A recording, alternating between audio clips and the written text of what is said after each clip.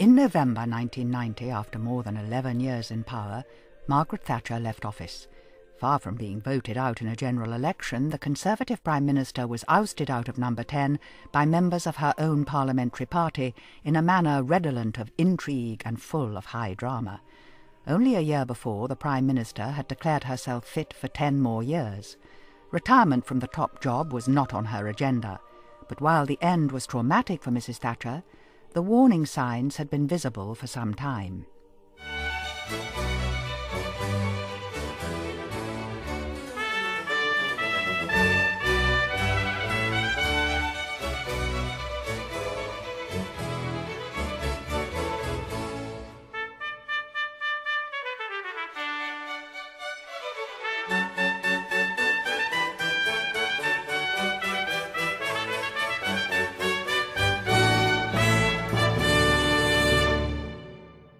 We're now in Smith Square. Mrs. Thatcher has arrived. It's not uncommon for political careers to end in tears. In the case of a Prime Minister, from the moment of their first cabinet reshuffle, they create potential enemies keen to see their leader cast out. For Prime Minister Thatcher, the incident that would foretell her later downfall came in the middle of her premiership. It would expose splits within government and feature the resignation of not one, but 2 cabinet ministers. Mrs. Thatcher has been under a lot of pressure from dismayed Tories to end the damaging row over Westland. She came to the Cabinet this morning determined to put a stop to Mr. Heseltine's vigorous and highly public campaigning. By December 1985, the row inside government over who should buy out Westland helicopters had spiralled out of control. Defence Secretary Michael Heseltine favoured a European consortium, whereas Trade and Industry Secretary Leon Brittan preferred an American option, also supported by Mrs. Thatcher. Furious that in his view he was not being listened to, Michael Heseltine resigned. I have today tendered my resignation from the government, not because of the discussion at today's Cabinet, but because of the way that the reconstruction of Westland plc has been handled over a period of months. Then, following his departure, he engaged in a war of words, accusing Mrs. Thatcher of being complicit in efforts to undermine him and forcing Leon Brittan out of office. I think any minister has got to have the full confidence of his colleagues. I didn't have any doubt about that until this morning. This morning I made inquiries, I discussed the matter with friends and colleagues, and I came to the conclusion that I didn't have the full confidence without which you can't really do the job. With 2 cabinet resignations in as many weeks, Mrs. Thatcher's authority was now in question. The tactics of it all became very confused, but what did not become confused was the Prime Minister's loss of authority over what was happening. Whatever the truth about this letter or that, or this publication or that, what was quite clear is that, amazingly, the Iron Lady had lost control. She knew that if things had turned very badly against her, and if she was not able to carry her own party and her own backbenchers with her, then there was a real risk just that she was not going to be Prime Minister anymore. So that was the first really serious wobble. But if her fellow ministers thought Mrs. Thatcher would learn from the experience, they were wrong. Towards the end, she became more presidential. She began to believe her own propaganda, began to fly by the seat of her pants, and her intuition was no longer as sound as it had been when she started, and it did become irritating towards the end.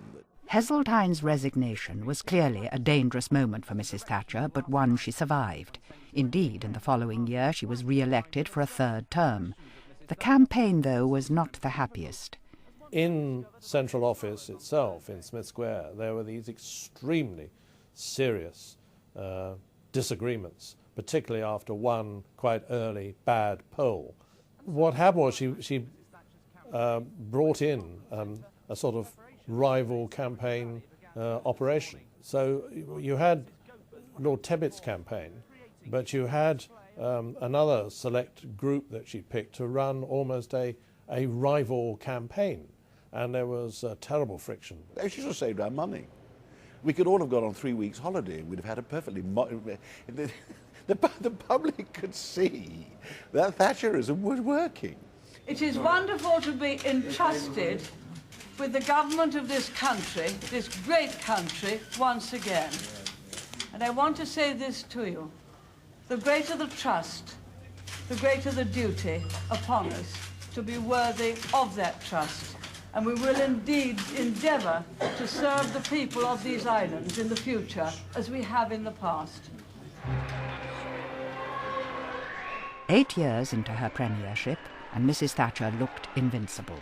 It was also said she was becoming increasingly intolerant of those who disagreed with her and less willing to listen, particularly to the pro-European lobby within the Tory party. It became an increasing problem in the cabinet. I mean, I was in the cabinet by the late 1980s, and I was in the cabinet when we were doing the Single European Act. But as time went on, we could pick up the fact that she was getting more scratchy about Europe, and various European issues began to come up. And I didn't realise, because the three of them were so discreet about it, that she, Geoffrey and Nigel were falling out so badly over monetary policy, really, the ERM, and whether or not we were going to join the ERM, and whether or not we were engaging in what became the construction of the single currency. Margaret had a kind of blind spot on that. In Brussels, the talk was all of economic and monetary union. There was even discussion of a European social charter. Mrs. Thatcher was less than impressed, and in a speech to the College of Europe in Bruges in September 1988, she set out her views of what the European community should be and what it should not. Europe will be stronger precisely because it has France as France, Spain as Spain, Britain as Britain, each with its own customs, traditions and identity. It would be folly to try to fit them into some sort of identikit European personality. We have not successfully rolled back the frontiers of the state in Britain, only to see them reimposed at a European level, with a European superstate exercising a new dominance from Brussels.